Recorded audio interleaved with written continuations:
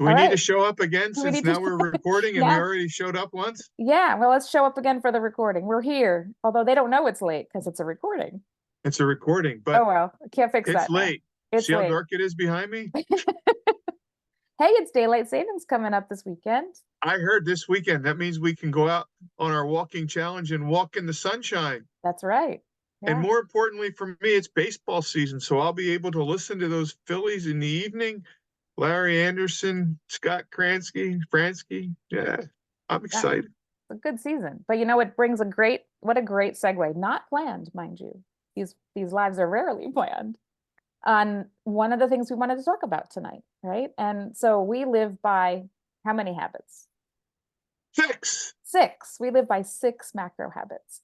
And so we thought we'd each just share our favorite of them all. They're all important. They're all special in their own way, but there's always one habit that you relate to either from past experience or the season that you're in, or what you found to be the easiest, which makes it likable, or what you found the hardest, which was the challenge and made it more impressive when you've learned it, right? So do you want to share a little bit about what your favorite macro habit of health is? Oh, my most favorite macro habit of health. And also it's the one that I is my go-to when things happen, um, in terms of, stop, challenge, and choose. And it's the one that I go to when I'm perplexed. And it's the one I go to when things are going good or things are going bad. And that's the habit of a healthy mind or a healthy mindset. I just, for those who have watched this, um, in the past, it seems to be the one I also talk about a lot when I get that opportunity because it's so empowering, right? I mean, Mhm. I think that there's a couple elements to it. Number one being the growth mindset and the closed mindset, and you can be both, right? Mhm. There are certain things that you can be open to, and engage with that are really cool things, and you never hold yourself back. And then there are things that you can just close up on like clamshell and just say, no, I'm not doing that. And I heard a quote today. Um, I don't remember who the person was who was talking about it, but it couldn't have been anything noteworthy other than it was that, you know, if you don't embrace change, you never will. Yeah. Um, and if you don't embrace change, and find it uncomfortable, then you're never really embracing change.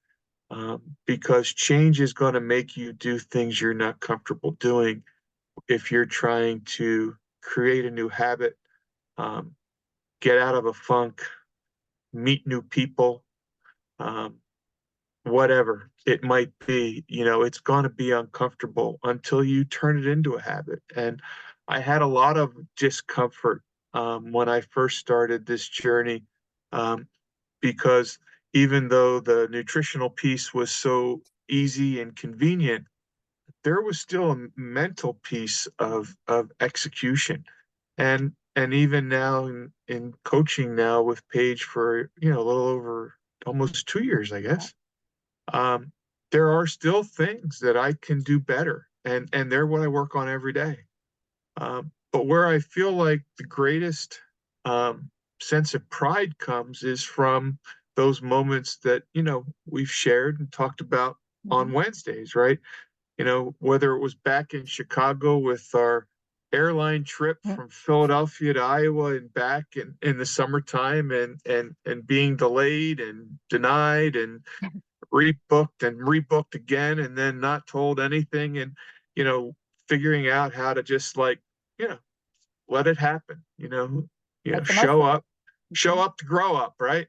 And then, the recent incidents that I talked about with my, fender bender out in Pittsburgh. Mhm. So, you know all of those times were really the big wins, but every day, I struggle to do what's uncomfortable to get better. And I feel that I've struggled a lot in the last year, but I've gotten better too. And I hope everyone who's listening kind of thinks about that in the sense of, what do you struggle with to get better, and how you making out with that? And I hope you're working out and it's working out for you, but it's really one of the things that keeps me going every day is what can I do that's uncomfortable that makes me a little bit better. I read 7 books in September. I used to get on our calls on Monday nights with the community and talk about how I never read a thing. And And now I've I done don't know how seven many books since. people could say that, right? Think about how many people could read they've Well, read I seven I books. used to be proud of that moment.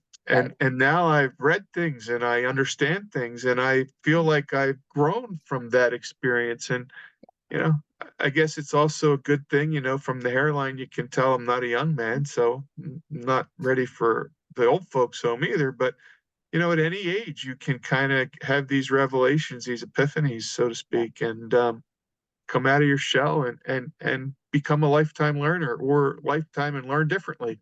Right. It's all a matter of how hard or how much you want it, and then how much you're willing to, indulge Right. yourself. Right. And embrace it, right? And I think, I mean, one of the things I said recently, this is not my original quote at all, but um, you know, if nothing changes, nothing changes. Think about that. Like, do we want to live the groundhog life, right? Um, and just because we're comfortable, and I was the comfort cave dweller. I still am. Let me not, you know, pretend that to be somebody I'm not. I love the comfort cave, but I've learned to grow out of comfort. And in that discomfort, I've grown. I've become better in my ways of handling stress and in relationships and how I talk to other people, and more importantly, how I talk to myself, right? And I mean, nobody really likes change, which is why we always talk about it, but you don't know what's on that other side. It's Mhm. freeing. And how it changes your relationships with other people is freeing. Um, and if imagine if everybody that we met, if the 5 people you surround yourself with the most, maybe outside of family, right? You showed up differently, more positively, with that mindset of growth and learning and getting a little bit uncomfortable, and being willing to change.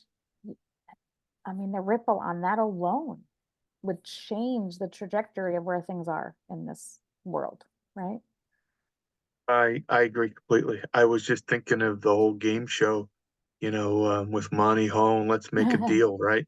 And they had all those rooms set up, one, two, three, and four, or whatever, however many there were, right? But if each one of those are one of your dreams, one of those things you dreamed about achieving, whatever it might be, I don't, there's a way, dream big, right?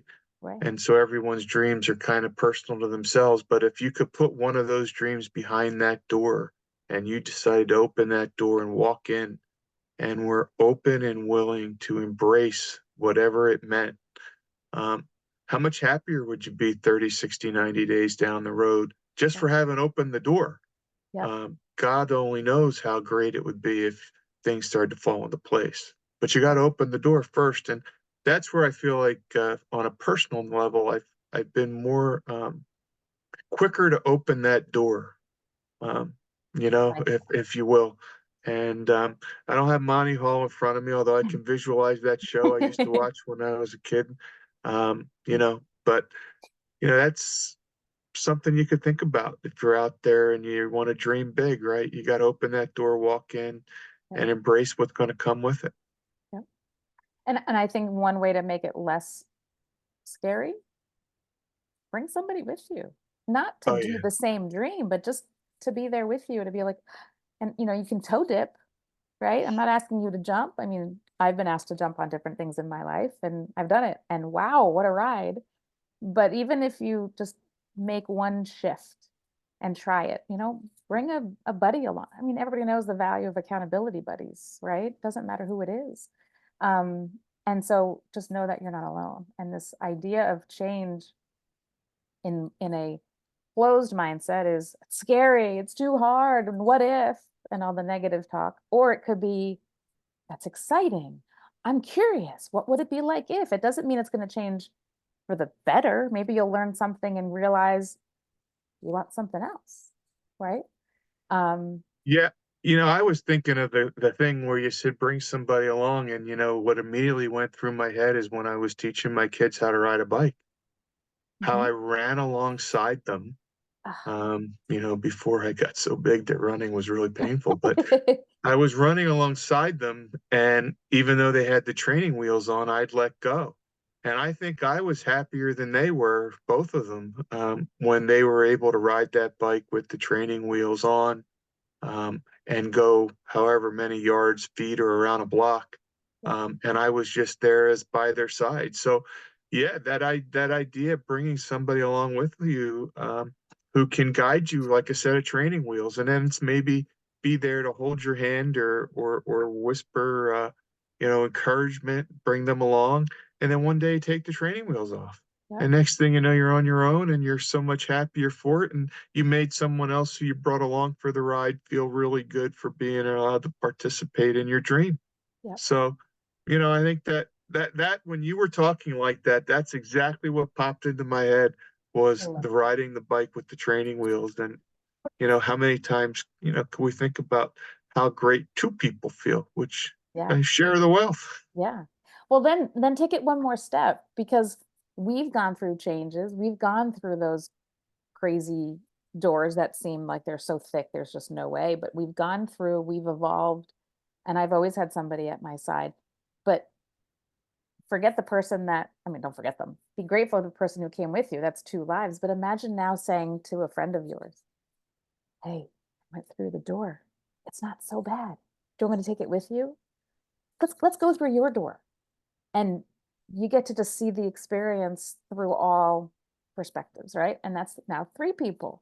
And then it just keeps that effect just rolls on forever. Well, it's like when you throw the rock into the water or into the pond, right? Yeah, That ripple effect yeah, as it kind of spreads out, because now all of a sudden you've impacted even more because you picked a partner. And even though you did it, even though it was your door, your dream, that ripple effect sometimes can affect many others. And sometimes you won't even see who they are downstream because, right. again, it'll just get transferred from one person to another, that happy story. Yeah. And you know what? I would think if someone's watching this and thinking, I'm still afraid, I get it. But what if you just asked somebody else? Or heck, reach out to me and be like, what do you want to work on? Can I help you get through your door? Because I still have a bunch of doors I need to go through. And I know you do too, Walt. Oh, yeah. Um, but if you're not ready to make the change for yourself, then be the accountability for somebody else. Let them know you're there and then just see what happens and go, oh my God, I helped them do that. I think I might try it for myself. So it doesn't matter if it's yours or if it's somebody else's, but just like let's start, you know, knocking on the doors. Because if you don't change, nothing changes. And do you want to continue living your life with frustration, doubt, negative thoughts, you know, lack of energy? Or do you want to be vibrant and happy and healthy and living? And spring is coming. We are getting more sunshine back. So, let's start really thinking about what's next and not be afraid of that, even if it might be something different. Right? Awesome. What's your go-to? What's the one that, you know, had the biggest impact on your life? In terms of the macro habits. Yeah, your macro habit. Um, Initially, the habit of healthy sleep and energy management. But now, healthy mind. And we can probably take this up next week and talk about that. But for me, former sleeping pill addict for 20 years, I was afraid of change. So what did I do? Pill, pill, pill, pill to help me sleep. Sleep is nature's nurse, but I did it very artificially. A lot of excuses, a lot of drama triangle, blame, blame, blame. Didn't work. But once I started to really apply principles that we've been given, once I took the control, my sleep has, I mean, I haven't used the sleeping pill by prescription, and I'm very honest about this, in 10 and a half years. That doesn't mean I haven't tried some Benadryl at times. Well, okay, I'm honest. For various reasons. Lingering cough, menopause, life. But that's okay. I'm human, right? But I think the idea of sleep and energy management, if you don't have that, you can't have a healthy mind. You can't have a healthy body.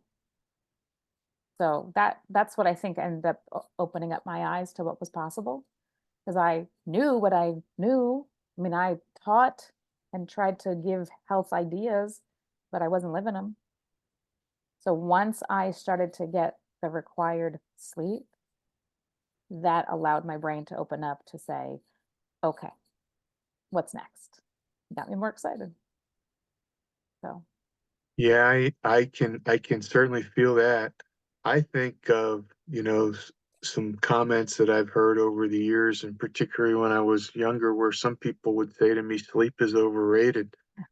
Now then I might have agreed with them because, was going through my day without much sleep. And was kind of happy about that. But as I've gotten a little wiser, perhaps, I think sleep can be underrated, meaning that it's something we should value more. yeah, So many good things in the health world, or our healthy world, of self-care, is situated in getting a good night's sleep and creating a good routine to going to sleep.